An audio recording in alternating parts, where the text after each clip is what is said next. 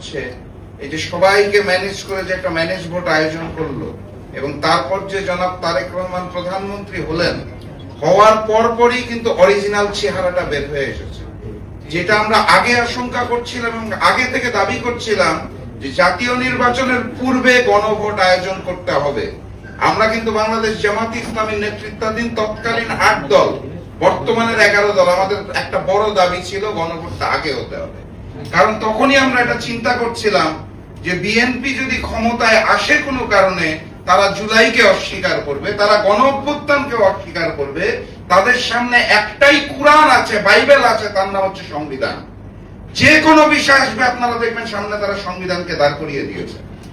আমি বিএনপির নেতৃবৃন্দকে বিনয়ের সাথে প্রশ্ন রাখতে চাই, যদি সংবিধান সব হয় তাহলে জনাব তারেক রহমান এই মুহূর্তে প্রধানমন্ত্রী নয়, আপনাদের শেখ হাসিনাকে এই প্রধানমন্ত্রী মেনে নেওয়া উচিত।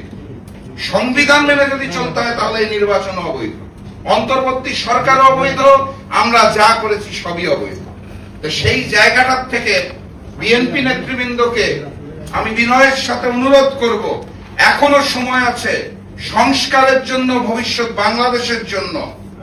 আপনাদের সকল দলের সাথে একমত হয়ে জুলাই সনদ বাস্তবায়নের জন্য যা যা করণীয় আছে সেটার জন্য এখন থেকে কার্যক্রম শুরু করতে হবে। আর আরেকটা বিষয় বলে শেষ করে দেই, এখানে আমার শ্রদ্ধেয় আরেক নেতা ফরিদুজ্জামান ফরহাদ আছেন, উনি মন খারাপ করবে কিনা আমি জানি না, আমি তো স্পষ্টভাষী মানুষ। এই যে জনাব তারেক রহমান আমাদেরকে ওই আমলে বলতেন স্কাইপিতে মিটিং করে সবাইকে মিলে জাতীয় সরকার করব, মনে আছে তো নাকি? 62-64 দল মিলে সবাই মিলে নাকি জাতীয় সরকার হবে। 62-64 দরকার নাই, আপনার সাথে যারা শেষ পর্যন্ত ছিল, ইরান ভাই তো থাকতে পারে নাই, রাশেদ প্রধানকে তো আপনারা রাখতে পারেন নাই, ফরিদুজ্জামান ফরহাদ সুদ্ধা যারা শেষ পর্যন্ত ছিল তাদেরকে নিয়ে জাতীয় সরকারটা কতদূর কি হলো? আর কত মিথ্যা কথা বলবেন জনাব তারেক রহমান? আপনার জাতীয় সরকার তো দেখতে পাচ্ছি না।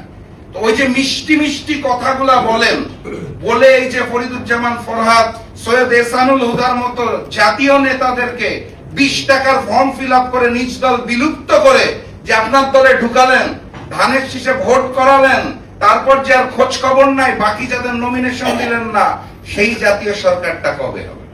অতএব মিথ্যার ফুলঝুরি নিয়ে লন্ডন থেকে এসে যদি মনে করেন ওই পুরাতন ফ্যাসিস্ট কায়দায় নতুন বাংলাদেশ চালাতে পারবেন, তাহলে আপনাকে স্মরণ করিয়ে দেই, আপনার কিন্তু যাওয়ার জন্য ভারতও নাই।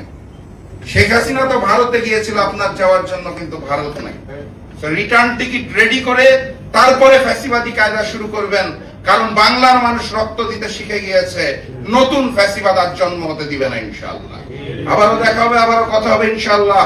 বিজয়ের পথে যাত্রা শুরু, জীবন অথবা মৃত্যু। আসসালামু আলাইকুম।